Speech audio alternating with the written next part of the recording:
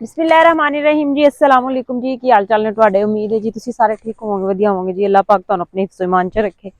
अच्छा जी, असीं लगाए सी इस खत्ते च जवार ते इरादा तो सी कि स्टाले बीजांगे, लेकिन काफ़ी लेट हो गई, जवार काफ़ी लेट खत्म हुई। इस वजह तो असीं इत्थे कनक लगाती है लेट करके, ते उन्नू जेहड़ा ना असीं अज पानी लगाने पे इत्थे।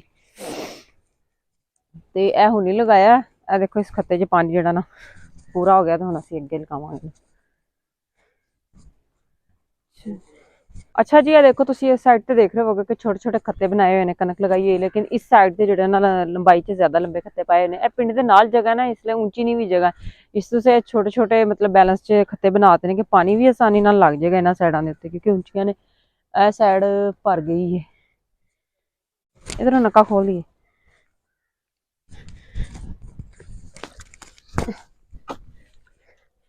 जी इन्हू खोल दिए, बाकी फिर गल्लां होंदियां। यहाँ देखो ए भी क्यारा जेहड़ा ना छोटा है, पहले असीं इनू भर लांगे, फिर इधरों ही जेहड़ा ना दूसरी साइड नू खोल लांगे। आ देखो नाल पिंड दे जेहड़ा इन्हां घर बने हुए ने। अच्छा जी, मेरे ख्याल च उस साइड तो ना पानी जेहड़ा ना लीक होना शुरू हो गया, तो उत्थे जेहड़ा ना असीं हुण थोड़ी जी मिट्टी ला के इनू बंद कर देंगे। आ देखो ना पानी लगाना, लेकिन इंज फिर जे हो ही गया ना, लीक हो गया इस साइड नू, तो फिर पानी सही नहीं। चलो जी,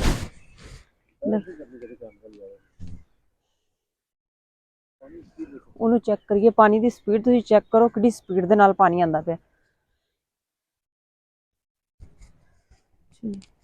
ਉਹ ਸਾਈਡ ਤੇ ਦੇਖੀ ਹੁਣ ਕਿੰਨਾ ਬੁਰਾ ਹੈ। ਹੁਣ ਇੱਕ ਹੋਰ ਤੁਹਾਨੂੰ ਮੈਂ ਇਹ ਚੀਜ਼ ਦਿਖਾਵਾਂ, ਉਹ ਦੇਖੋ ਦੀਵਾਰ ਦੇ ਉੱਤੇ ਨਾ ਉਹਨਾਂ ਦੇ ਗਲੈਰੀਆਂ ਦਾ ਨਾ ਧੁੱਪ ਸੇਕਣ ਦਾ ਤਰੀਕਾ।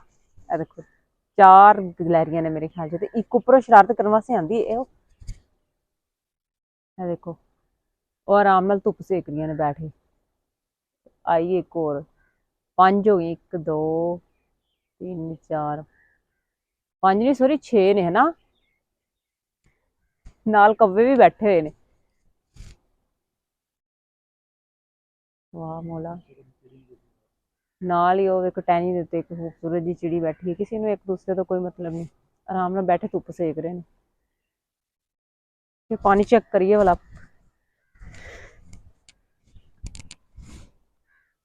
अजे है थोड़ा जिहा दीवार दे नाल नाल पानी निकलना शुरू हो गया इत्थों भी।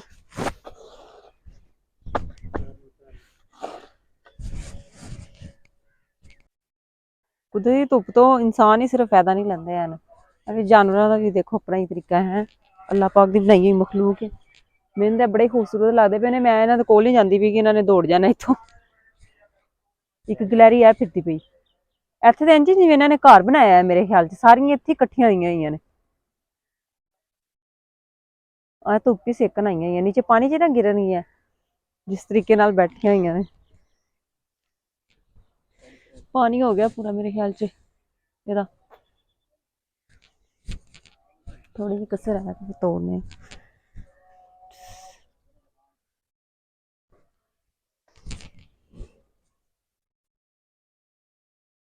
अच्छा जी, इस खत्ते च भी पानी पूरा हो गया, हुण असीं खोलन लगे हां अगले खत्ते च होर पानी।